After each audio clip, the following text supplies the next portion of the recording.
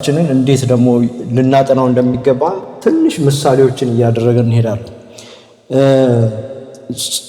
ጥበብ በጎዳና ትጮኻለች ብሎ ለስንት አይነት ሰዎች ነው የሚናገረው? እስቲ መጽሐፍ እናንብበው። ለስንት አይነት ሰዎች ነው እዚህ ጋር የተጠቀሱት? ሶስት አይነት ሰዎች ናቸው አይደል? ማን ናቸው? አላዋቂዎች፣ ፌዘኞችና ሰነፎች አይደል? የሚለው ሶስት ሰዎች ናቸው። ቁጥር 22 ላይ እናንተ አላዋቂዎች እስከ መቼ አላዋቂነትን ትወዳላችሁ? ይሄ አንድ ግሩፕ ነው አላዋቂዎች የተባሉት። ሁለተኛው ደግሞ ፌዘኞች ናቸው። ፌዘኞች ፌዝን ይፈቅዳሉ ይላል። ሶስተኛው ደግሞ የሰው አይነት ሰነፎች እውቀትን ይጠላሉ። ስለዚህ ሶስት ናቸው። እንግዲህ ይህንን ቃል ስናነብ እነዚህ ሶስቱ ሰዎች ምን አይነት እንደሆኑ እንድናስብ ስለምፈልግ ለነዚህ ለሶስት አይነት ሰዎች ነው። መቼም እኛ እዚህ መሃል እንገኝ እንደሆን አላውቅም። እሱን ያንን ለራሳችን እንወስዳለን።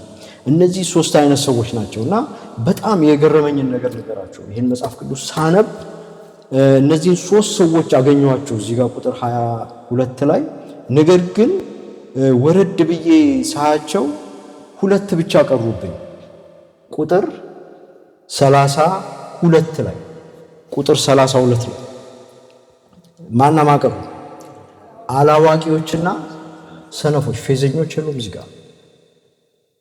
እና እኔ ራሴን ጠየቅኩ ለምንድን ነው ይሄ እንትን አይደለም ማለት የእግዚአብሔር ቃል እንግዲህ በእግዚአብሔር መንፈስ ተነርተው የጻፉልን ይሄ የእግዚአብሔር ቃል ያለ ምክንያት እንዲህ አይነት ፓተርን አይሰጥ እና እኔ መጽሐፍ ቅዱስ በጣም የሚያስደንቀኝ ነገር እንዲህ አይነት ፓተርን ነው። መጽሐፍ ቅዱስ ውስጥ እንዲህ አይነት ነገርን ስመለከት በጣም ያስደንቀኛል እና ራሴን ጠየቅኩኝ። አላዋቂዎች ከጥበብ መራቅ ይገላቸዋልና ሰነፎችም ቸልተኛ መሆን ያጠፋቸዋል ይላል። ስሙኝ እንግዲህ ሁለቱ ሰዎች በጣም ስለ አንደኛው ካቴጎሪ ማን ነው የቀረው እዚህ ውስጥ?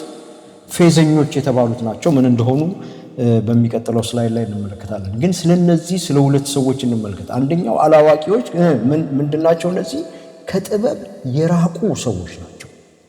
ከጥበብ የራቁ። ከጥበብ መራቅ ምን ያደርጋል? ይገድላል ይላል። ከጥበብ መራቅ ይገድላል። ጥበብ ነው ጮሆ። ከጥበብ መራቅ ምን ያደርጋል? ይገድላል። እነዛ ሰዎች አላዋቂዎች ይባላሉ። እንግዲህ በጣም ወደ ዝርዝር ውስጥ አንገባም። ሁለተኛው ካቴጎሪ ሰነፎች ናቸው። ምን አይነት ሰዎች ናቸው እነዚህ? ቸልተኞች ናቸው። መያዝ እንደሚገባቸው አልያዙትም። እንዲሁ ያዝ ለቀቅ የሚያደርጉ አይነት ሰዎች ናቸው ሰነፎች የተባሉት እነዚህ ናቸው። እና እነሱም አይቀርላቸውም። ሰነፎችም ቸልተኛ መሆን ምን ያደርጋቸዋል? ያጠፋቸዋል። ይሄ ፕሪንሲፕል ነው። አዲስ ኪዳንም ላይ ይህንን እንዲህ አይነት መርህ እናገኛለን። በኋላ አንዳንድ ክፍሎችን ለማየት እንሞክራለን። ታዲያ እነዛ ፌዘኞች የት ገቡ? መጽሐፍ ቅዱስ ስለ ፌዘኞች በጣም የሚገርም ነገር ነው የሚናገረው። ፌዘኞች በሶስት አይነት ስያሜ ተጠቅሰዋል። ፌዘኞች፣ ዋዘኞች፣ ዘባቾች ሶስቱም አንድ አይነት ካቴጎሪ ናቸው። ለምሳሌ መዝሙር 1:1 ላይ ምስጉን ነው በክፎች ምክር ያልሄደ በኃጢአተኞችም መንገድ ያልቆመ በዋዘኞችም ወንበር ያልተቀመጠ ይላል። ዋዘኞች። ከዛ በኋላ ምን አይነት ሰው ያ ምስጉን ሰው ምን እንደሆነ ተመልከቱ። ነገር ግን በእግዚአብሔር ሕግ ደስ ይለዋል። እግዚአብሔር ሕግ ተብሎ በመዝሙረ ዳዊት ውስጥ በተደጋጋሚ የሚጻፈው ስለ እግዚአብሔር ቃል ነው። ሁለተኛ ጴጥሮስ ምዕራፍ 3 ቁጥር 3 ላይ ደግሞ ምንድን ነው የሚለው? በመጨረሻ ዘመን እንደራሳቸው ምኞት የሚመላለሱ ዘባቾች በመዘበት እንዲመጡ ይህን በፊት እወቁ። ዘባቾች እያወቁ የሚያጠፉ ናቸው። እያወቁ ነገሮችን የሚያጣምሙ ናቸው። ስለዚህ እነሱ መጀመሪያውኑ ፍርድ ተፈርዶባቸዋል። ነገር ግን ለአላዋቂዎችና ለሰነፎች አሁንም እድል አለ። ሰማችሁኝ ያልኩትን? ለአላዋቂዎችና አላዋቂዎች ከጥበብ የራቁ ናቸው። ለምሳሌ ባጭሩ መጽሐፍ ቅዱስ ማያነቡ ሰዎች እንደማለት ነው። ምክንያቱም እግዚአብሔርን ጥበብ ልናገኝ የምንችለው የእግዚአብሔር ቃል ውስጥ ስለሆነ ማለት ነው። ሌሎቹ ደግሞ ሰነፎች ቸልተኞች የሆኑ ለእግዚአብሔር ቃል ሊሰጡ የሚገባውን ትኩረት የማይሰጡ አይነት ሰዎች፣ እነዚህም ሰዎች አደጋ ያለባቸው ሰዎች ናቸው። ስለ ፌዘኞች አንድ ጥቅስ እንጨምር። ሁለተኛ ጴጥሮስ ምዕራፍ 2 ከቁጥር 1 እስከ 3 ላይ ይህን የምታውቁት ጥቅስ ነው። እንዲህ ይላል፣ ነገር ግን ሐሰተኞች ነቢያት ደግሞ በሕዝብ መካከል ነበሩ፣ እንዲሁም በመካከላችሁ ደግሞ ሐሰተኞች አስተማሪዎች ይሆናሉ፣ እነርሱም የዋጃቸውን ጌታ እንኳ ክደው የሚፈጥንን ጥፋት በራሳቸው ላይ ምን እያደረጉ እየሳቡ የሚያጠፉ ኑፋቄን አሾልከው ያስገባሉ። ብዙዎችን በመዳራታቸው ይከተሏቸዋል፣ በእነርሱም ጠንቅ የእውነት መንገድ ይሰደባል። ገንዘብንም በመመኘት በተፈጠረ ነገር ይረቡባቸዋል። ፍርዳቸውም ከጥንት ጀምሮ አይዘገይም፣ ጥፋታቸውም አያንቀላፋም። ኦልሬዲ ጀጅድ ናቸው፣ እነሱ ተፈርዶባቸዋል። ለዚህ ነው በተለይ እግዚአብሔርን ቃል ለሚያስተምር ሰው ትልቅ ጥንቃቄ ማድረግ እንዳለበት ያዕቆብ የሚጽፈው። ለዚህ በጣም በጥንቃቄ ነው የእግዚአብሔርን ቃል ልናስተምር የሚገባው። በተጣመመ መንገድ ካስተማርን ፍርዱን በራሳችን ላይ እያስቀመጠ ነው። እግዚአብሔር ከዚህ ይጠብቀን። አሜን። ሰነፎችም እንዳንሆን፣ እንደገና ዋዘኞችም እንዳንሆን፣ አላዋቂዎችም እንዳንሆን። ስለዚህ ከሶስቱ ካቴጎሪዎች ራሳችንን ንጹህ ስናደርግ የመጨረሻው ካቴጎሪ ውስጥ እንወድቃለን። እነማን ናቸው? የሚሰሙት። እነሱ ምን ይሆናሉ? በእርጋታ ይቀመጣሉ፣ ከመከራም ስጋት ያርፋሉ። እኛ የትኛው ውስጥ ነው ልንሆን የምንፈልገው? ስለዚህ በዚህ ነው የምጀምረው። ስለ መጽሐፍ ቅዱስ ስንነጋገር ይህንን ጥያቄ ራሳችንን እንድንጠይቅ፣ እነዚህን ሰዎች በሚገባ እንድናስባቸው ያስፈልጋል። እንግዲህ ጥበብን ከእግዚአብሔር ቃል ነው የምንማረው። ሁለተኛ ጢሞቴዎስ ይሄ በጣም ስለ እግዚአብሔር ቃል ወይም ስለ መጽሐፍ ቅዱስ ሰዎች ሲያስተምሩ የሚጠቅሱት ክፍል ነው። ሁለተኛ ጢሞቴዎስ ምዕራፍ 3 ከቁጥር 16-17 እንዲህ ይላል፣ የእግዚአብሔር ሰው ፍጹምና ለበጎ ሥራ ሁሉ የተዘጋጀ ይሆን ዘንድ የእግዚአብሔር መንፈስ ያለበት መጽሐፍ ሁሉ ለትምህርትና ለተግሣጽ፣ ልብንም ለማቅናት፣ በጽድቅም ላለው ምክር ደግሞ ይጠቅማል ይላል። ምን እንዲሆን? ፍጹምና ለበጎ ሥራ ሁሉ የተዘጋጀ እንዲሆን። ስለዚህ የእግዚአብሔርን ቃል ማንበብ ግዴታ ነው። እሺ፣ የእግዚአብሔርን ቃል ማንበብ ግዴታ ነው። አንድ ነገር ልንገራችሁ፣ ኋላ እመጣበታለሁ። ሰዎች ሲሰብኩን አሁን እኔ ሁሌ እኔን እየሰማችሁኝ እንድትኖሩ ከፈለኩ በጣም ችግር አለብኝ ማለት ነው። ሰዎች ሲሰብኩ ስብከት ብቻ ስለሰማን የእግዚአብሔርን ቃል በእርግጥ ያነበብን እንዳይመስለን በጣም ላሳስብ እፈልጋለሁ። ምክንያቱም የእግዚአብሔርን ቃል ስናነበው ከመንፈስ ቅዱስ ጋር ትልቅ ኢንተራክሽን ነው የምናደርገው። ያና ስብከት እኔ ስብከትን እንዴት ነው ማየው? የእግዚአብሔርን ቃል እንዳነብ የሚገፋፋኝ አድርጌ ነው ማስበው እንጂ በዛ ሳቲስፋይድ ሆኜ ልቀመጥ አልፈልግም። ምክንያቱም አውቀዋለሁ፣ መቼም ሁላችሁም ይሄንን ኤክሰርሳይዝ እንዳደረጋችሁ አስባለሁ። እግዚአብሔርን ቃል ሳነብ አንዳንድ ጊዜ አለቅሳለሁ። እኔ በቀላሉ ማለቅስ ሰው አይደለሁም፣ ነገር ግን እጅግ በጣም እነካለሁ እና ያኔ ጽፋለሁ። አጭር መልእክቶች ሼር አድርጌ የምታዩቸው እንደዛ አይነት መልእክቶች ናቸው። በቃ ውስጤ ባንዴ ድው ብሎ ይመጣና የሆነ ነገሬን የሚነካካ ማለት ነው። እና ያንን ማገኘው እግዚአብሔርን ቃል ሳነብ ብቻ ነው። ስለዚህ ይሄንን እንድናስብ መጀመሪያ ልናገር ፈልጋለሁ። ሌላ እንግዲህ ይሄ ኢንትሮዳክሽን ነው ብያቸዋለሁ። ሌላ ልናገር በፈልገውና በጣም ደስ የሚለኝ ነገር ስለዚህ ነው። ይቅርታ እንግሊዝኛ እዚህ ጋር ስላለ ጎድ እና ኔይል የበሬ መውጊያ እና የተቸነከሩ ችንካሮች ለማለት ነው። ይሄ ቃል በጣም በጣም ደስ ይለኛል። ይህንን የምናገኘው መጽሐፈ መክብብ ምዕራፍ 12 ቁጥር 11 ነው። ይሄ ለእኔ የህይወት መርህ ስለሆነ ነው የምናገረው። ምክንያቱም ሌላ ጊዜ እነግራችኋለሁ፣ የራሴ የፐርሰናል ኤክስፒሪየንስ ስለሆነ እንዲህ በስብከት ላይ ልናገረው አልፈልግም። እንዲህ ይላል፣ የጠቢባን ቃል እንደ በሬ መውጊያ ነው፣ የተሰበሰቡትም ከአንድ እረኛ የተሰጡት ቃላት እንደ ተቸነከሩ ችንካሮች ናቸው ይላል። ይሄ በጣም ፓወርፉል ቃል ነው እና ምንድን ነው የበሬ መውጊያ? ይሄንን ቃል ሳነብ አላልፍም ማለት ነው። የበሬ መውጊያ ምን ማለቱ ነው? በዛን ጊዜ የበሬ መውጊያ የሚባለው ልክ ኢትዮጵያ አሁንም እንዳለ ስቲል ፕራክቲስ እንደሚደረግ በበሬ ሲታረስ ረጅም ከ2 እስከ 3 ሜትር ያህል እንጨት አለ። ጫፉ አንዳንዴ ብረት ይኖረዋል፣ አንዳንዴ ደግሞ ትንሽ ሾል ያደርጉታል። ልክ በሬው ወደሚፈልጉት አቅጣጫ እንዲሄድ እዚህ ጋር ወጋ የሚያረጉት እንጨት ነው የበሬ መውጊያ የሚባለው። ሰማችሁኝ ያልኩትን? ስለዚህ መንገድ ሲስት ወደሚፈልገው አቅጣጫ ገበሬው በሬውን የሚመልስበት ነው የበሬ መውጊያ። እዚህ ጋር ለምንድን ነው ይህንን እንደ ምሳሌ የተጠቀመው? የመክብብ ጸሐፊ ስለ ጠቢባን ቃል ነው። በጣም የሚገርመው ደግሞ መታችሁ የሐዋርያት ሥራ ምዕራፍ 26 ቁጥር 14 ላይ ስትመለከቱ ተመሳሳይ ነገር እዚህ ጋር በአማርኛ አልጻፍኩትም። ትዝ ይላችኋል። ሐዋርያው ጳውሎስ ስለ ኤክስፒሪየንሱ ሲናገር በደማስቆ መንገድ ላይ ምንድን ነው ያለው? የበሬውን መውጊያ ብትቃወም የመውጊያውን ብረት ብትቃወም በአንተ ይብስባል። የመውጊያውን ብረት አለ እዛ ጋር። ሁለቱም ግን ተመሳሳይ ናቸው። ኦሪጂናል የሆኑ የተጻፈበትን ቋንቋ ሄደን ስናይ ሁለቱም ውስጥ ይሄንን ነው የምንመለከተው። ጎድስ የሚለው እዚህ ጋር ይታያችኋል በእንግሊዝኛው ላይ። እዚህ ጋርም ጎድስ ይላል፣ እዚህ ጋርም ጎድስ ይላል። ጌታ ኢየሱስ ለምንድን ነው እንደዛ ያለው? አሁን ኢንስትራክሽን ሰጥቶታል አይደል? ሐዋርያው ጳውሎስ ሊሄድ የሚገባውን መንገድ ነግሮታል። ይሄንን የምትቃወም ከሆነ ምን ይሆናል? የመውጊያውን ብረት የምትቃወም ከሆነ አሁን መልሼሃለሁ ነው። ያንን የምትቃወም ከሆነ በአንተ ይብስብሃል። ከዛ በኋላ የሚቀበለው ፍርድ ከባድ ይሆናል ማለት ነው። የእግዚአብሔር ቃል እንደ በሬ መውጊያ ነው። ዘወር ስንል ምን የሚያደርገን ነው? የሚመልሰን ነው። አሜን። ታዲያ እንዴት አንፈልገውም? ይሄንን እንዴት ልናጠናው አንተ ጋር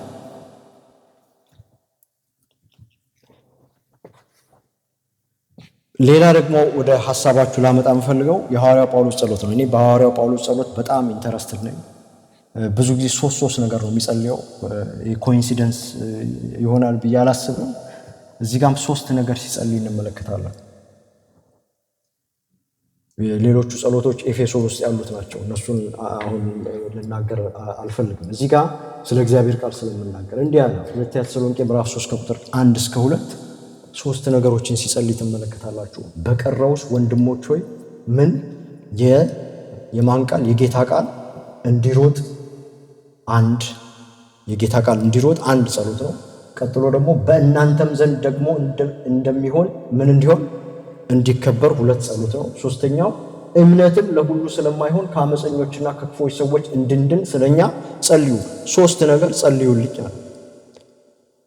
የጌታ ቃል ምን እንዲሆን እንዲሮጥ ምን ማለት ነው? የጌታ ቃል እንዲሮጥ ማለት የእግዚአብሔር ቃል በተፈለገው ፍጥነትና ስፋት እንዲነገር ማለት ነው።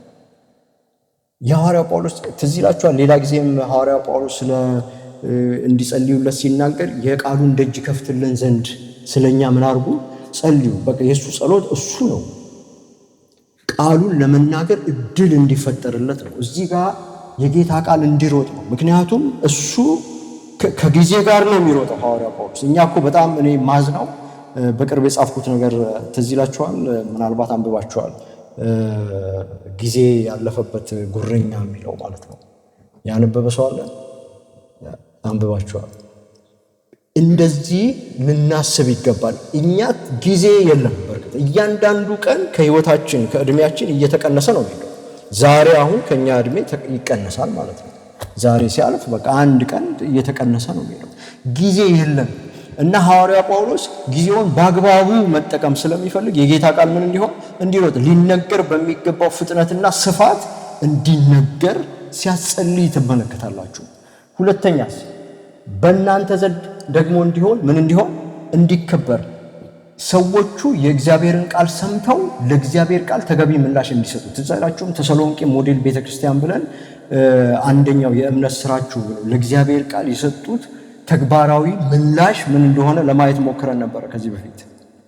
የተሰሎንቄ ቤተክርስቲያን ልክ እናንተ ለእግዚአብሔር ቃል ተገቢው ምላሽ እንደሰጣችሁ በእናንተ ዘንድ የእግዚአብሔር ቃል እንደተከበረ እንደዚሁ ደግሞ የሚሰሙት እንዲያከብሩት፣ ስለዚህም ደግሞ ምን አድርጉ? ጸልዩ ይላል። ሁለተኛ የጸሎት ሐሳብ ማለት ነው። ሶስተኛው ላይ ይሄንን የሚያደናቅፉ ሰዎችን እግዚአብሔር ዘወር እንዲያደርግልን ነው። እምነትም ለሁሉ ምክንያቱም የማያምን ይኖራል እና ምን አይነት ሰዎች ናቸው? አመፀኞች፣ ክፉዎች፣ የሚያሳድዱት። ከተሰሎንቄም ተሰዶ ነው የወጣው። ወደ ተሰሎንቄም ሲገባ ትዝ ይላችኋል። ከፊልጵስዩስ መከራ ተቀብሎ ነው የመጣው። ከተሰሎንቄም ተሰዶ ወደ ቤሪያ ሄደ። ሐዋርያት ሥራ ምዕራፍ 16 እና 17 ስትመለከቱ ይሄ ሁሉ ጩኸቱ ለምንድን ነው? ስለ እግዚአብሔር ቃል ነው። ስለዚህ ነው። ስለዚህ ዛሬ መጽሐፍ ቅዱስን ባናነብ እጅግ በጣም አሳዛኝ ክርስቲያኖች ነው። እጅግ በጣም አሳዛኝ ክርስቲያኖች። በጣም አዝናል። በዚህ ዘመን በተለይ በዚህ ዘመን የሶሻል ሚዲያ ጊዜያችንን በተቆጣጠረበት ዘመን ሰይጣን ጊዜያችንን እንዲሁ እንደዋዛ በሚበላበት ዘመን ቆም ብለን ካላሰብን ልክ እንደ ሰነፎቹ እና እንደ አላዋቂዎቹ እንሆናለን ማለት ነው። ምክንያቱም እግዚአብሔር የፕሪንሲፕል አምላክ ነው አይደል? ነው እኮ እግዚአብሔር የፕሪንሲፕል አምላክ ነው። እሺ ታዲያ ይሄንን ካልን እንግዲህ የእግዚአብሔር ቃል እጅግ ለሕይወታችን አስፈላጊ እንደሆነ በትንሹ አንዳንድ ምሳሌዎችን ካየን የጌታን ቃል የበለጠ ማወቅ ያስፈልገናል ማለት ነው። የእግዚአብሔርን ቃል የበለጠ ለማወቅ የኛ ፍላጎት ይፈልጋል። ምክንያቱም እግዚአብሔር መንፈስ ቅዱስ በሕይወታችን አልፎ ሊሰራ የሚችለው እኛ ስንፈቅድ ብቻ ነው። አሁንም ወደ ምሳሌ ስንመለስ ምሳሌ ምዕራፍ 2 ቁጥር 3-5 እንዲህ ይላል፣ ረቂቅ ዕውቀትን ብትጠራት ለማስተዋልም ድምፅን ብታነሳ እርሷንም እንደ ብር ብትፈላልጋት እርሷንም እንደ ተቀበረ ገንዘብ ብትሻት የዚያን ጊዜ እግዚአብሔርን መፍራት ታውቃለህ፣ የአምላክህንም ዕውቀት ታገኛለህ። ምን አይነት ኢፈርት ምን አይነት ጥረት እንደሚጠበቅ ትመለከታላችሁ። እዚህ ጋር ረቂቅ ዕውቀትን ምን ብታደርጋት ብትጠራት ለማስተዋልም ድምፅን ብታነጻ። የእንግሊዝኛው መጽሐፍ ቅዱስ ብታነቡ ክራይ አውት መጮህ ማለት ነው፣ ማስተዋልን ለማግኘት። ረቂቅ ዕውቀት የሚለው ይሄ ባዮንድ ኮመን ቪው ማለት ነው፣ ሰው ሁሉ ከሚያውቀው የጠለቀ ነገር ለማወቅ ማለት ነው። በጣም ደስ የሚያሰኘው ነገር እያንዳንዳችን ያንን የማወቅ እድል ተሰጥቶናል። ምክንያቱም የእግዚአብሔር መንፈስ ከሁላችን ጋር ነው። አሜን። ስለዚህ ይሄ የኛን ምላሽ ይፈልጋል። ሆሴ ምዕራፍ 6 ቁጥር 3ም ተመሳሳይ ሐሳብ ነው ያለው። እንወቅ እናውቀውም ዘንድ እግዚአብሔርን እንከተል። let us press on to know the Lord። እግዚአብሔርን የበለጠ ለማወቅ እንደ ወገግታም ተዘጋጅቶ እናገኘዋለን። እንደ ዝናብም ምድር እንደሚያጠጣ እንደ መጨረሻም ዝናብ ይመጣል። እግዚአብሔር ለመታወቅ ይወዳል። እኛ ልናውቀው በፈለግነው መጠን እግዚአብሔር ለኛ ይገለጣል ማለት ነው። እሱ እግዚአብሔር ለመታወቅ የሚፈልግ አምላክ ነው። ለዛ ነው የልቡን ሐሳብ ለሰው የሚናገር ይላል። አሞጽን አንብባችሁ እንደሆነ አይደል? እንደዛ ይላል እኮ እግዚአብሔር ከሰው ጋር መነጋገር ይፈልጋል። ሐሳቡን ለሰው ሊናገር ይፈልጋል። ለእያንዳንዳችን በኋላ አመጣበታለሁ ይህንን ሐሳብ። እሺ የጌታን ቃል የበለጠ ለማወቅ ለምን እንደሚያስፈልገን የዕብራውያን ጸሐፊ እንደ ወቀሳ አይነት አድርጎ የጻፈውን እንትኑን እናነብና ወደ ሌላ ሐሳብ ሄዳሉ። ብዙ ሰዓት እንደሌለኝ አስባለሁ ስላይዶችን ለመጨረስ። እንዲህ ይላል ዕብራውያን ምዕራፍ 5 ቁጥር 11-14 ስለ እርሱም የምንናገረው ብዙ ነገር አለ። እስከ ምዕራፍ 4 እስከዚህ ድረስ ብዙ ነገር ተናግሯል። ገና ብዙ ነገር አለ። ጆሮቻችሁም ስለፈዘዙ በቃል ልንተረጉመው ጭንቅ ነው። ከጊዜው የተነሳ አስተማሪዎች ልትሆኑ ሲገባችሁ አንድ ሰው ስለ እግዚአብሔር ቃላት መጀመሪያ ያለውን የሕፃንነትን ትምህርት እንዲያስተምራችሁ እንደገና ያስፈልጋችኋልና። የሚያስፈልጋችሁም ወተት እንጂ ጠንካራ ምግብ አይደለም። ወተት የሚጋት ሁሉ ሕፃን ስለሆነ የጽድቅን ቃል አያውቅምና። ጠንካራ ምግብ ግን መልካሙና ክፉን ለመለየት በስራቸው የለመደ ልቦና ላላቸው ለፍጹማን ሰዎች ነው ይላል። በተለይ ይሄንን ስለ ሐሰት ትምህርት ሳስተምር ሞር ስለዚህ ቃል ለመናገር ሞክራለሁ ሌላ ጊዜ። ነገር ግን ይሄን ወቀሳ ትመለከቱታላችሁ። እስካሁን ድረስ አስተማሪዎች ልትሆኑ ሲገባችሁ አሁንም ስቲል ገና ሕፃናት እንደሚፈልጉት አይነት የቃሉን ወተት ትፈልጋላችሁ ይላል። እሺ ስለ ስህተት ትምህርት ትንሽ ሐሳብ ልናገር። ለምንድን ነው መጽሐፍ ቅዱሳችንን ማጥናት ያለብን? አንደኛው ያው እስካሁን የተነጋገርነው ነገር እንዳለ ሆኖ ለስህተት ትምህርት ወይም ለስህተት አሰራር ተጋላጭነታችንን ለመቀነስ ነው። ለምሳሌ እዚህ ጋር ተመልከቱ። የእምነታችን መሰረት መንፈሳዊ ልምምድ ከሆነ ዋናው ቤዛችን መንፈሳዊ ልምምድ ሆኖ መጽሐፍ ቅዱስ ትንሽ ከሆነ ይሄ አይነት የህይወት አቅጣጫ የሚከተል ሰው የተጋለጠ ሰው። ነገር ግን ይሄን ብንገለብጠውስ የእምነታችን መሰረት መጽሐፍ ቅዱስ ሲሆን መንፈሳዊ ልምምድም ሲኖረን፣ ነገር ግን ዋናው ትልቁ ሰፊው ቤዝ ምንድነው? መጽሐፍ ቅዱስ ሲሆን እንዲሁ በዘመን ለሚመጣው ንፋስ ተወስደን አንሄድም። አሜን። ይወላችሁ በዚህ ዘመን የስተት አስተማሪዎችን የስተትን ትምህርት መለየት በጣም አስቸጋሪ የሆነበት ዘመን ነው። ምናቃቸው አገልጋዮች ራሳቸው ሳይቀሩ በብዙ የስተት አይነት አካሄድ ሲሄዱ እና እንመለከታለን ከእግዚአብሔር ቃል አንጻር ስናይ ማለት ነው። ነገር ግን ጀስት በቃ ኖርማል ሆኖ ድብልቅልቅ ያለበት አይነት ሁኔታ በመናየው እንግዲህ እኛ እዚህ ኖረን እዚህ በአካል ኖረን አብዛኞቻችን ኢትዮጵያ ስለምንኖር ማለት ነው። ምክንያቱም ብዙ ነገራችን ኮኔክትድ ስለሆነ ከዛ የሆነ ሰውም ሲመጣ ነው ምንነቃቃው ስለሱ መጣበታለሁ። ስለዚህ ኮኔክሽኑ አለ ያ። ነገር ግን የትኛው የስተትን አቅጣጫ እየሄደ እንዳለ ምናልባት ሌላ ጊዜ በደንብ በሰፊው ስለ ስተት ትምህርት መነጋገር ያለብን ይመስለኛል። ስለዚህ መጽሐፍ ቅዱስን ምናጠናበት መጽሐፍ ቅዱስን ማወቅ የሚገባን ሌላኛው ምክንያት ለስተት ትምህርት ወይም ለስተት አሰራር ላለመጋለጥ ነው። ታዲያ ይህ እንዳይሆን እንግዲህ እግዚአብሔርን ቃል መረዳት ይኖርብናል። ቃሉን ለመረዳት ምን ማድረግ አለብን? ጸሎት ያስፈልጋል። ምክንያቱም ይሄ ቃል በጣም ልቤን የሚገዛው ቃል ነው። መዝሙረ ዳዊት በቅንፍ 119 ቁጥር 18 ላይ እንደዚህ ይላል፣ ዓይኖቼን ክፈት ከሕግህም ተአምራት ነው ያለው። ተአምራት የትም አይፈልግም። ነቢይ የመጣበት ጉባኤ ተአምራት ከፈለጋችሁ በጣም ከፈለግን ልበል በጣም የምናሳዝን ሰዎች ነው። ተአምራት የሚገኘው የእግዚአብሔር ቃል ውስጥ ነው። አሜን። ነገር ግን ያንን ተአምራት ለማየት ዓይኖች ሊከፈቱ ይገባል። ስለዚህ ጸሎት ያስፈልጋል። የእግዚአብሔርን ቃል ለመረዳት ልንጸልይ ያስፈልጋል። ይሄ አዲስ ኪዳናዊም ለመሆኑ ማስረጃ እንመልከት። ቆላሲስ ምዕራፍ 1 ከቁጥር 9 እስከ 12 ሐዋርያው ጳውሎስ እንዴት እንደጸለየላችሁ ተመልከቱ። ስለዚህ እኛ ደግሞ ይህንን ከሰማንበት ቀን ጀምረን የፈቃዱ ዕውቀት መንፈሳዊ ጥበብና አእምሮን ሁሉ እንዲሞላባችሁ ምን እያደረግን እየለመንን ስለናንተ ጸሎትን አልተውንም። ሁሉ ጊዜ ማለት ነው ከሰማንበት ቀን ጀምረን የማይቋረጥ ጸሎት ነው ይሄ። በእግዚአብሔር ቃል ዕውቀት ለማደግ መጸለይ አለብን። ስለዚህ አንዱ ልናደርገው የሚገባን ነገር ምንድነው? መጸለይ ነው።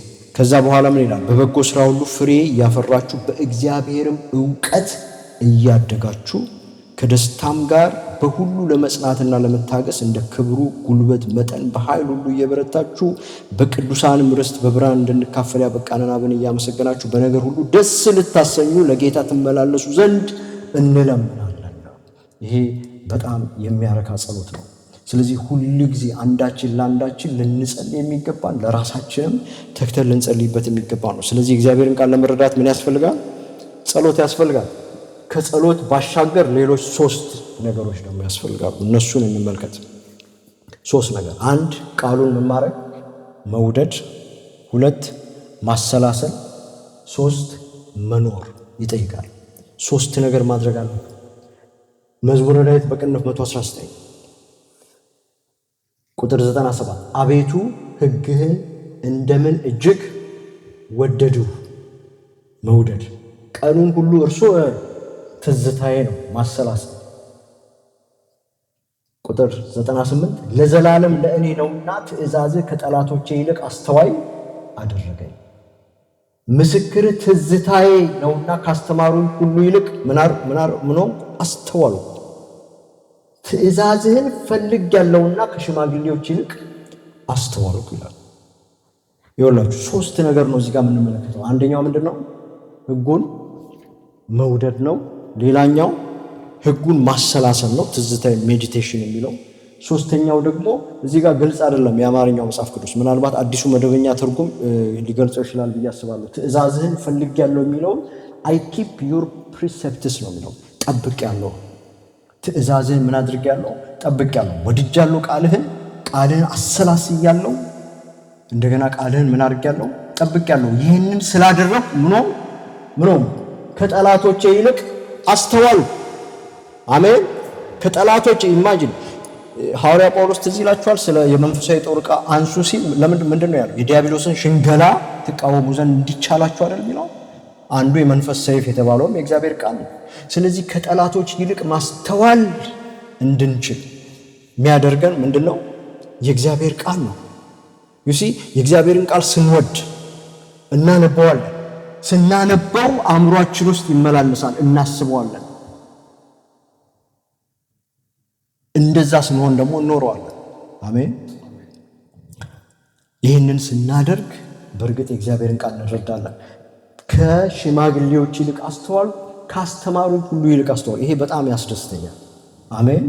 በጣም ያስደስት። አሁን እዚህ እኔ ፓስተር ጆን እና ፓስተር ሞላ ልናስተምር ነው።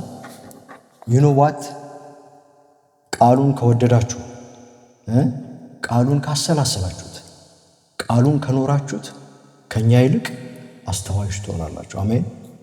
አትፈልጉ? እንደዛ ነው ፕሪንሲፕሉ፣ ይሄ ስለሆነ ነው። ስለዚህ የእግዚአብሔርን ቃል መውደድ፣ ማሰላሰል እና መኖር። በተለይ የእግዚአብሔርን ቃል ለመውደድ ከፈለጋችሁ መዝሙር በቅንፍ 119ን ማንበብ ይኖርባችኋል። በጣም አስደናቂ ክፍል ነው። እኔ መጽሐፍ ቅዱስ ውስጥ የትኛውን ክፍል በጣም ትወዳለህ ብትሉኝ ይሄኛውን ክፍል ነው የምወደው። ምክንያቱም የእግዚአብሔርን ቃል በእርግጥ እንድወድ ያደረገኝ ክፍል ይሄ ስለሆነ መዝሙር በቅንፍ 119። አሜን። ለምን እንደሆነ ታውቃላችሁ? አንድ ትንሽ አጭር ስብከት ልስበካችሁ። በዚህ በትምህርቴ መሃል አጭር ስብከት። መዝሙር በቅንፍ 119 ከቁጥር 25 እስከ 32። መዝሙር 119 ከቁጥር 25 እስከ 32 እንዲህ ይላል። ነፍሴ ወደ ምድር ተጠጋች፣ እንደ ቃልህ ሕያው አድርገኝ። ነፍሴ ወደ ምን ተጠጋች? ወደ ምድር ተጠጋች፣ እንደ ቃልህ ሕያው አድርገኝ። መንገድህን ነገሩ ሰማኸኝም፣ ሥርዓትህን አስተምረኝ። የሥርዓትህን መንገድ እንዳስተውል አድርገኝ፣ ተአምራትህንም አሰላስላለሁ። ስሙኛውን በደንብ። ከሐዘን የተነሳ ነፍሴ አንቀላፋች፣ በቃልህ አጠንክረኝ። የአመፅን መንገድ ከኔ ያርቅ፣ በሕግህም ማረኝ። የእውነትን መንገድ መረጡ፣ ፍርድህንም አልረሳሁም። አቤቱ ምስክርህን ተጠጋው፣ አታሳፍረኝ። መጨረሻ ምን ይላል? ልቤን ባሰፋኸው ጊዜ በትእዛዝ መንገድ ሮጥኩ ይላል። ከምን እንደተነሳ አይታችኋል? ነፍሴ ወደ ምድር ምን ሆነች? ተጠጋች ማለት እኮ ሊተራሊ ይሄ ሰው ሊሞት ነው። ፊዚካል ዴዝም ሊሆን ይችላል፣ ስፒሪቹዋሊም እንደዛ አይነት ዝቅታ ውስጥ ሆኖ ሊሆን ይችላል። ከዛ ምን አለ? እንደ ቃልህ ሕያው አርገኝ። እሺ የእግዚአብሔር ቃል ከየት አንስቶ ወዴት እንዳደረሰው ተመልክቶ። ይሄ ዳሌጥ የሚለው አራተኛው ካቴጎሪ ነው። እዚህ ላይ ነፍሴ ወደ ምድር ተጠጋች፣ እንደ ቃልህ ሕያው አርገኝ ያለ ሰው ቁጥር 32 ላይ ምንድን ነው ያለው? ልቤን ባሰፋው። አንደርስታንድ፣ የልብ ስፋት ማለት አንደርስታንዲንግ ነው። ልቤን ባሰፋው ጊዜ ምን ሆንኩ? በትእዛዝ መንገድ ምን ሆንኩ? ሮጥኩ ይላል። እዚህ ጋር ሊሞት የደረሰ፣ እዚህ ጋር ደግሞ ምን ሲሆን ታዩታላችሁ? ሲሮጥ ታዩታላችሁ። በዚህ መሃል ያለው ቼንጅ ለውጥ የመጣው ምንድነው?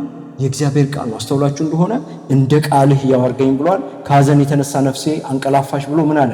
በቃልህ አጠንክረኝ። ለእግዚአብሔር ቃል ምን አይነት ስፍራ እንዳለው ይህን ሰው ከዚህ ልትረዱት ትችላላችሁ። ቁጥር 11ን ተመልከቱ። ሌላ ምሳሌ ልስጣችሁ። ቁጥር 11 አንተን እንዳልበድል ቃልህን በልቤ ሰወርኩ ይላል። አሜን። ከእግዚአብሔር ቃል ጋር በጣም የተቆራኘ ሕይወት ያለው ሰው ነው ይህንን የጻፈው።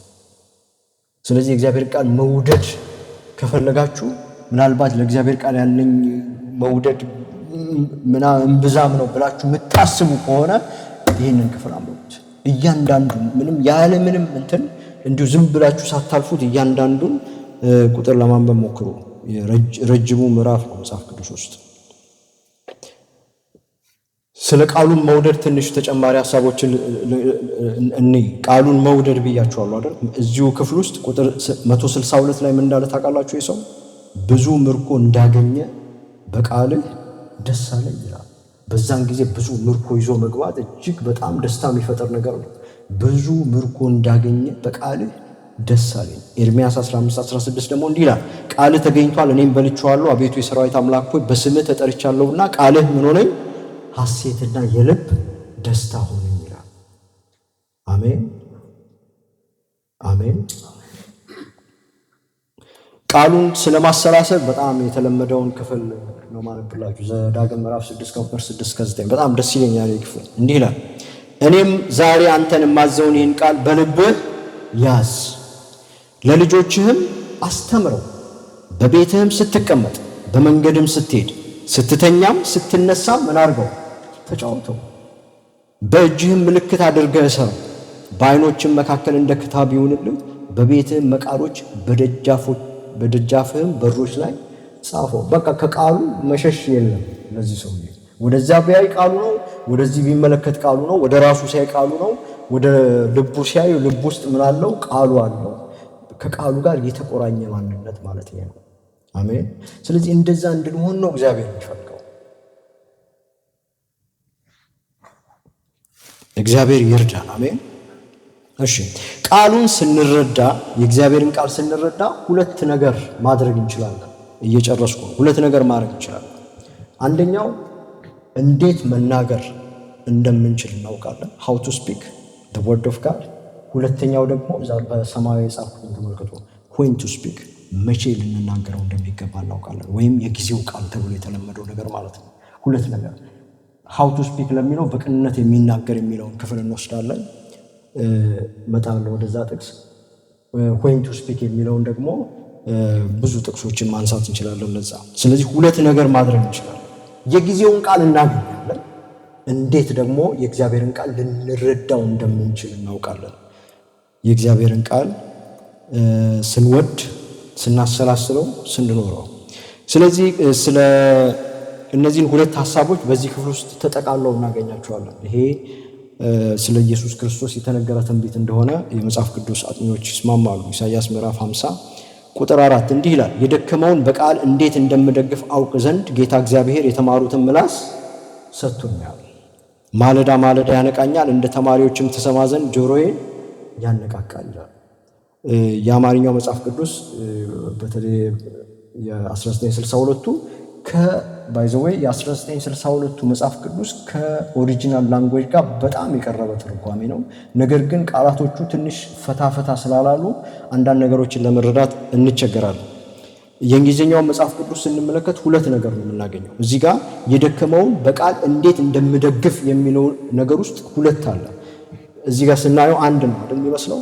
ነገር ግን ለደከመው በደከመበት ሰዓት የሚያስፈልገውን ቃል እንዴት እንደምሰጠው ሁለት ነገር ነው። የጊዜውን ቃል እና እንዴት ደግሞ ልናገር እንደምችል ምን ሰጠኝ ጌታ እግዚአብሔር ይላል፣ የተማሩትን ምላስ ሰጠኝ። ዘ ታንግ ኦፍ ዘ ለርንድ።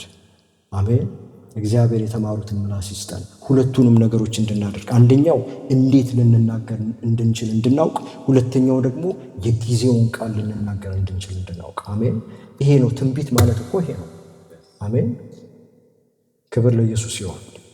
እሺ፣ ስለዚህ እነዚህን ትንሽ ፈተን ብናያቸው ለመጀመሪያው እንዴት ልንናገር እንደሚገባ ሁለተኛ ጢሞቴዎስ ምዕራፍ 2 ቁጥር 15 ላይ ያለውን ቃል ነው ቅድም ለመጥቀስ የሞከርኩት። የእውነትን ቃል በምን በቅንነት የሚናገር የማያሳፍር ሰራተኛ ሆነ የተፈተነው ራስን ለእግዚአብሔር ልታቀርብ ትጋ የሚለውን በቅንነት ሲል በየዋህነት እንደዚህ ይመስላል አይደል? ነገር ግን እንደዛ አይነት ትርጉም አይደለም ያለው። የእግዚአብሔርን ቃል ሊነገር እንደሚገባው ብትናገር የሚል ሐሳብ ነው ያለው። ምናልባት አሁንም አዲሱ መደበኛ ትርጉም ይሄንን እንደዛ ብሎ እንደተረጎመው ተስፋ አደርጋለሁ። እዚህ ጋር በጣም ረጅም የሆነ ጽሑፍ አለ፣ አምፕሊፋይድ ቨርሽን። በቅንነት የሚናገር የሚለውን ራይትሊ ዲቫይዲንግ ይላል። ይሄንን ትንሽ ለማስረዳት ልሞክር። የመጽሐፍ ቅዱስ አጥኚዎች በአመዛኙ የሚስማሙበት ሐሳብ ነው፣ ግን ግምታዊ ነው። ሐዋርያ ጳውሎስ የእውነትን ቃል በቅንነት የሚናገር ብሎ ሲጽፍ እሱ ራሱ ፈሪሳዊ ስለነበረ ሌዋውያን የሚያደርጉትን ስርዓት በሚገባ ስለሚያውቅ ያንን እያሰበ ሊሆን ይችላል ብለው ይስማማሉ። እና ሐሳቡ ጥሩ ነው፣ ደስ ይላል። ልንገራችሁ፣ ሌዋውያን መስዋዕት ሲያቀርቡ እንስሳን በየብልቱ እንዲቆርጡ ትእዛዝ ተሰጥቷቸዋል አይደል? እንዲያውም ህብለ ሰረሰሩ የእንስሳውን ህብለ ሰረሰር ሳይቀር እኩል ወደ ግራና ወደ ቀኝ ይከፍሉታል፣ ምንም ሳይዛነፍ። ስለዚህ ምንም አይነት መዛነፍና ከአንዱ ወደ አንዱ እንዲተቦጭቆ ሳይሄድ በቃ ቀጥ ያለና ትክክለኛ የሆነ አከፋፈል ነው የሚከፍሉት፣ የሚቀርበው መስዋዕት ሲያዘጋጁ ማለት ነው። ምናልባት ሐዋርያው ጳውሎስ ያን አስቦ ሊሆን ይችላል እንደዚህ ያለው ብለው ይላሉ፣ ኦሪጂናሉን ሐሳብ ስንመለከት ማለት ነው። ስለዚህ የእግዚአብሔርን ቃል ይወላችሁ፣ የእግዚአብሔርን ቃል ስንወድ ስናሰላስልና ስንኖር ወደዚህ አይነት ህይወትና መረዳት ውስጥ እንገባለን። የእግዚአብሔርን ቃል ሊነገር እንደሚገባው እንድንናገር ወይም የእግዚአብሔርን ቃል ልንረዳ እንደሚገባን እንድንረዳ እንሆናለን። አሜን። ክብር ለእግዚአብሔር ይሁን። ስለዚህ ይሄ ትልቅ ሐሳብ በጣም በፍጥነትና አጭር አድርጌ እንደሚሄድ አውቃለሁ። ሁለተኛው ደግሞ የጊዜውን ቃል መናገር ነው። እግዚአብሔር የጊዜውን ቃል ይሰጠናል። አሜን። ለምሳሌ የኔን ልምድ ባጭሩ ልንገራችሁ። ትንቢተ ኤርምያስን ነው ማጠናው። በዚህ ጊዜ ትንቢተ ኤርምያስን ነው ማጠናውና ከምዕራፍ 46 በኋላ ምን አይነት ምክር አገኛለሁ ብዬ አሰብኩና ጸለይኩ። እግዚአብሔር ያስተምረኝ እስቲ ስል ነው ስለዛ ጉረኛ ንጉስ ያገኘሁት። በጣም ይገርማል። እኔ ከዚህ በፊት አንብቤያለሁ ያንን ክፍል። ነገር ግን መንፈስ ቅዱስ አስተማረኝ፣ ራሴን እንዳያደርገኝ፣ ጊዜ እንዳልፈብኝ ማለት ነው። አሜን። ስለዚህ የእግዚአብሔር ቃል እንደዚሁ ወደኛ ህይወት እንዲመጣ መጸለይ አለብን። የእግዚአብሔር ቃል እንዳለን እኔ አንዳንዴ ከጻፍኩ በኋላ በጣም ደነግጣለሁ። እኔ ራሴ ይሄን ካልኖር ጉዴ ፈላ። ራሴ ላይ ነው እኮ እየጻፍኩ ያለሁት። አሜን። ስለዚህ ራሴን ነው ማየው በዚህ ቃል እና እግዚአብሔር የጊዜውን ቃል ይሰጠናል። አሜን። ስለዚህ እግዚአብሔርን ቃል ስንወድ ስናሰላስልና ስንኖር ወደዚህ አይነት ህይወት ውስጥ እንገባለን። ደስ የሚሉ ጥቅሶች አሉ። መጽሐፈ ምሳሌ ምዕራፍ 5 ቁጥር 11 የወርቅ እንቆይ በብር ጻሕል ላይ የጊዜው ቃል እንዲሆኑ ይላል። ምዕራፍ 15 ቁጥር 23 ላይ ደግሞ ሰው በአፉ መልስ ደስ ይለዋል፣ ቃልም በጊዜው ምንኛ መልካም ነው ይላል። እሺ እነሱን እንደ ጥቅስ ያዟቸውና እዚህ ጋር ግን ይሄ በጣም ወሳኝ ስለሆነ ጌታ ኢየሱስ ክርስቶስ የተናገረውን ምዕራፍ 24 ቁጥር 45-47 እንዲህ አለ፣ እንኪያስ ምግባቸውም በጊዜው ወዮልን። እኔ የጊዜውን ቃል እየተናገርኩ ባልሆን ወዮልኝ ማለት ነው። በጊዜው ይሰጣቸው ዘንድ ጌታው በቤተሰቦች ላይ የሾመው ታማኝና ልባም ባሪያ ማን ነው? ጌታው መጥቶ እንዲህ ሲያደርግ የሚያገኘው ያ ባሪያ ምንድነው? ብፁዕ ነው። እውነት እላችኋለሁ ባለው ሁሉ ላይ ይሾመዋል። to give them meat in due season፣ ለጊዜው የሚያስፈልጋቸውን ነገር ማለት ነው። እግዚአብሔር ወደዚህ ህይወት ውስጥ ያስገባል። አሜን። በቃ እንደዛ ነው እኛ መሆን የምንፈልገው። የጊዜውን ቃል መማር፣ እንደተማርነው መኖር፣ ከዛ ሌላ ይጨመርልናል። ትዝ ይላችኋል ጌታ ኢየሱስ ክርስቶስ ስለ ዘሪው ምሳሌ ከተናገረ በኋላ ላለው ይሰጠዋል፣ ከሌለውም ያው ያለው ይወሰድበታል ያለው እኮ ስለ ቃሉ ነው። ቃሉን ሰጠን አይደል? ቃሉን ከኖርነው ሌላ ቃል ይሰጠናል ማለት ነው። ሌላ ምንም አይነት ትርጉም የለውም። ላለው ይሰጠዋል የሚለው ሌላ ምንም ትርጉም የለውም። ምክንያቱም ስለ ቃሉ ስለሆነ ማለት ነው። ትዝ ይላችኋል አይደል? የዘሪውን ምሳሌ አንዱ 60 አንዱ 30 አንዱ ስንት 100 አፈራ ይላል። ሌላው ደግሞ በዚህ አይነት ቦታ ላይ ወደቀ፣ ከዛ እንደዚህ ሆነ ብሎ ያን ካለ በኋላ እና ትርጉሙን ከነገራቸው በኋላ መጨረሻ ምን እንደምትሰሩ ምን ሆኑ ተጠበቁ፣ ከዛ በኋላ ላለው ይጨመርለታል፣ ከሌለውም ያው ያለው ይወሰድበታል። ስለዚህ እግዚአብሔር ቃልን ወደኛ ሲያመጣ ስንኖርበት ሌላ ቃል ይሰጠናል። በእግዚአብሔር ቃል ነው የምንጠነክረው፣ በእግዚአብሔር ቃል ነው በህይወት የምንኖረው። አሜን። ስለዚህ ይሄንን እንድናስብ ያስፈልጋል። ለዚህ ነው መጽሐፍ ቅዱስ የምናጠናው። ሌላም በመጨረሻ ባነሳውን ሐሳብ እናገርና ተዋለሁ። በተለይ የዚህ ዘመን ተግዳሮት ስለሆነ የኢያሱና የሙሴ አስተሳሰብ ብየዋለሁ። ብሉይና አዲስ ኪዳናዊ አስተሳሰብ በጣም ነው የሚገርመው። ትዝ ይላችኋል ዘኍልቍ ምዕራፍ 11 ቁጥር 16-29 ስትመለከቱ ሙሴ 70 ሽማግሌዎችን መረጠ። ትዝ ይላችኋል አይደል? እና 70ዎቹ መርጦ ጠራቸው። ነገር ግን 2ቱ ቀርተው ነበር። ልክ 70ዎቹ ከመጡ በኋላ በሙሴ ላይ የነበረው እግዚአብሔር መንፈስ በእነሱም ላይ ወረደና ምን አረጉ? ትንቢት ተናገሩ አይደል? ከዛ በሰፈር የቀሩ 2ቱ በሰፈር ትንቢት ሲናገሩ ኢያሱ ወሬ ደረሰውና ምን አለ ሙሴ? ቁጥር 29 ላይ አስቁማቸው አለ። አስቁማቸው፣ ትንቢት ሲያወሩ ሰማን፣ አስቁማቸው ሲል ሙሴ ለኢያሱ ምን አለው? የእግዚአብሔር ሕዝብ ሁሉ ነቢያት ቢሆኑ እግዚአብሔርን በእነርሱ ላይ መንፈሱን ቢያወርድ አንተ ስለኔ ትቀናለህን አለው ይላል። ይሄ አዲስ ኪዳናዊ አስተሳሰብ ነው አይደል? ኢዮኤል ምዕራፍ 2 ቁጥር 28-29 እኮ ያንን ነው የሚናገረው። መንፈሴን በስጋ ለባሽ ሁሉ ላይ አፈሳለሁ። ስለዚህ ለሁላችንም የተሰጠን ነው። ይኸውላችሁ ለአስተማሪዎችና ለሰባኪዎች የተተወ አይደለም። የእግዚአብሔርን ቃል መረዳት ለሁላችንም የተሰጠን እድል ነው። አሜን። መንፈስ ቅዱስ በግላችን ሊያስተምረን ይፈልጋል። ስለዚህ ያንን ስንለማመድ የሚመጣው ወጀብ ይዞን አይወስደንም። ኢቭን የህይወት ፈተና ሲያጋጥመን በእግዚአብሔር ቃል ነው። እዚህ ጋር እኮ የሚለምነውን ተመልከቱ። ከሐዘን የተነሳ ነፍስ አንቀላፋች ሲል ዲፕሬስድ ሆነ ሰውዬ። መጀመሪያ ልሞት ነኝ እያለ ነው። ነፍሴ ወደ ምድር ተጠጋች አለ። እዚህ ጋር ደግሞ ከሐዘን የተነሳ ነፍሴ አንቀላፋች ማለት በጣም ሲቪር የሆነ ዲፕሬሽን ነው። ስለዚህ ምን ይላል? በቃልህ አጠንክረኝ። የእግዚአብሔር ቃል ነው የሚያጠነክረው። አሜን። ነቢይ ሲጸልይ ምናምን አይደለም፣ የእግዚአብሔር ቃል ነው የሚያጠነክረው። ምናልባት ጊዜያዊ የሆነ ሳቲስፋክሽን ልናገኝ እንችላለን፣ ፖዚቲቭ የሆነ ነገር ስለሚናገሩ። እየሰማችሁ ነው? ስለዚህ ወደዚህ ልምምድ ውስጥ እንድንገባ ነው እኔ የምፈልገው። የኔ ምኞት ከምንም የመጣ አይደለም። ጳውሎስም የጻፈው ይሄን አንደኛ ቆሮንቶስ ምዕራፍ 14 ቁጥር 1 ፍቅርን ተከታተሉ፣ መንፈሳዊ ስጦታ ይልቁንም ትንቢትን መናገር በብርቱ ፈልጉ። ከዛ በኋላ አስመርዴበታለሁ። ምንድን ነው የሚለው? ሁላችሁ በልሳኖች ልትናገሩ ወድ ነበር፣ ትንቢትን ልትናገሩ ግን ከዚህ ይልቅ ወዳለው። ቁጥር 31 ሁሉም እንዲማሩ፣ ሁሉም እንዲመክሩ፣ ሁላችሁ በእያንዳንዳችሁ ትንቢት ልትናገሩ ትችላላችሁ። ስለዚህ ወንድሞች ሆይ ትንቢት ለመናገር በብርቱ ፈልጉ። ይሄ ነው አዲስ ኪዳናዊ ልምምድ። እኛ ግን ወደ ኋላ ሄድን። ሰምታችሁኛል ያልኩት? እኔ በጣም አዝናለሁ። ባለፈው በነበረን ፓነል ዲስከሽን ላይ ያ ሐሳብ ሲመጣ I was very much depressed። ምክንያቱም እዚህ የተነገረን ትንቢት አይደለም እኛን የሚመራ ወይም እንደ መልእክት የመጣልን አይደለም። ምንድነው የሚመራ? It's the word of God አይደል? የእግዚአብሔር ቃል ነው የሚመራ። ለኛ ትልቁ መሰረታችን የእግዚአብሔር ቃል ሊሆን ይገባል። ምክንያቱም ይሄ የእግዚአብሔር ቃል የማይሻር እውነተኛ ስለሆነ ማለት። አሜን። እሺ ትዝ ይላችኋል ወደ ኤርምያስ መጥተው እንዲህ አሉት፣ ሕግ ከካህን ምክርም ከጠቢብ ቃልም ከነቢይ አይጠፋም። በዚህ ነው ቃልን አውጣልኝ የሚለው ነገር የመጣው። ቃልም ከምን አይጠፋም? ከነቢይ አይጠፋም። ያ ብሉይ ኪዳናዊ ነው።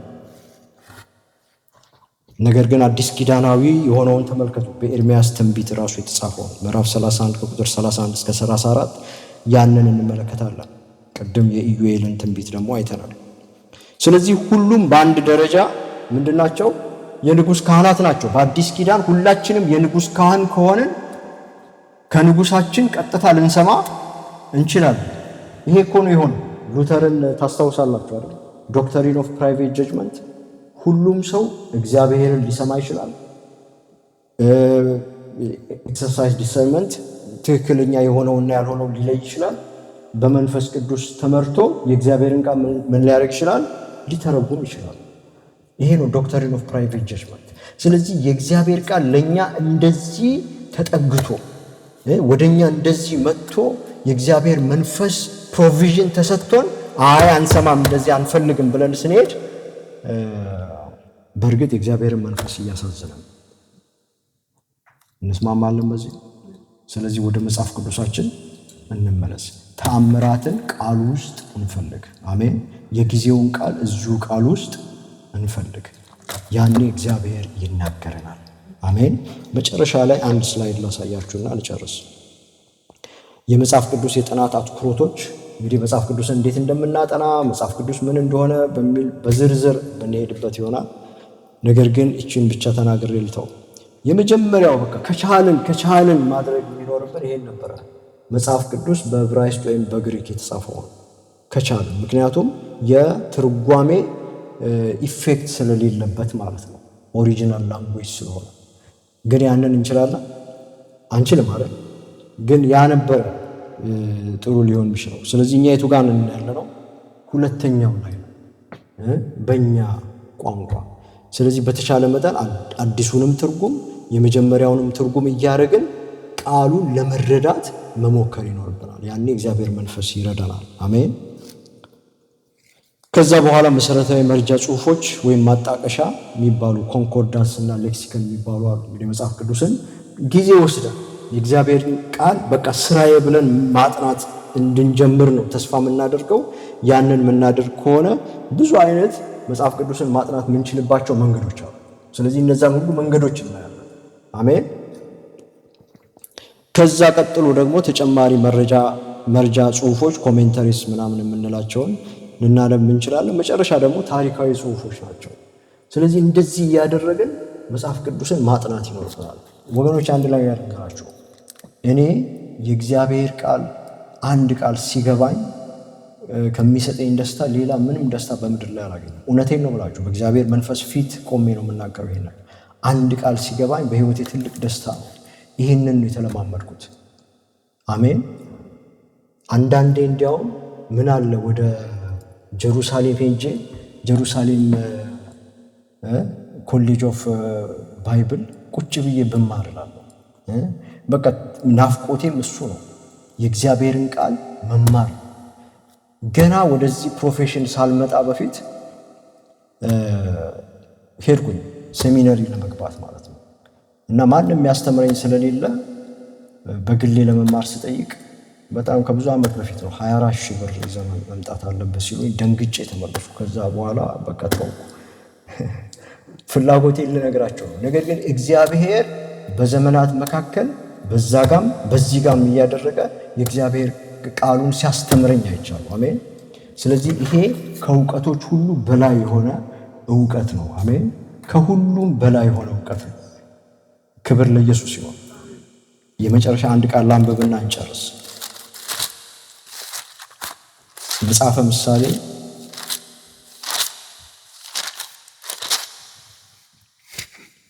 ምዕራፍ 31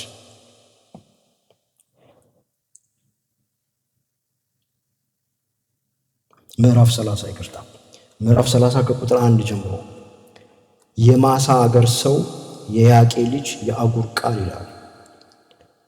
መጽሐፈ ምሳሌ ምዕራፍ 30 ከቁጥር 1 እስከ 4 መጽሐፈ ምሳሌ ምዕራፍ 30 ከቁጥር 1 እስከ 4 የማሳ አገር ሰው የያቄ ልጅ የአጉር ቃል። ሰውየው ለኢቲኤልና ለኡካል እንደዚህ ይናገራል። እኔ በእውነት ከሰው ሁሉ ይልቅ ደንቆሮ ነኝ፣ የሰው ማስተዋል የለብኝም፣ ጥበብንም አልተማርኩም፣ ቅዱሱንም አላወቅኩም። ወደ ሰማይ የወጣ የወረደስ ማን ነው? ነፋስንስ በእጁ የጨበጠ ማን ነው?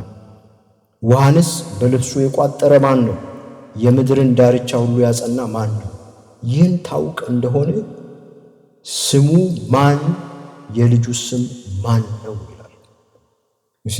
ራሱን በጣም የተቸ ሰው ነው። በቃ ይሄንን ካላወቁ እኔ ምንድነኝ? ከሰው ሁሉ ምንድነኝ? ደንቆሮ ነኝ፣ የሰው ማስተዋል የለብኝም። ለምን? ቅዱሱን አላወቅኩትም። የእውቀቶች ሁሉ እውቀት ቅዱሱን ማወቅ ነው። አሜን። እግዚአብሔርን ብናውቀው ደግሞ ቃሉን በማወቅ ነው። ስለዚህ እግዚአብሔር አምላክ በመንፈሱ ልባችንን ቃሉን እንድናጠና ያነሳሳ። አሜን። እሺ ፓስተር